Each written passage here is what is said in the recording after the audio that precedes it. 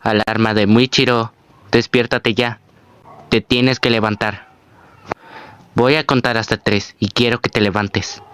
1, 2.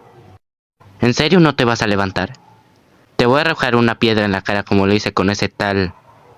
Espera, ¿qué estaba diciendo? Ah, sí, levántate. No tenemos tiempo. Como sea. Yo no te voy a recordar que te tienes que levantar. ¿Por qué? Porque a mí se me va a olvidar. Tú ya lo sabes.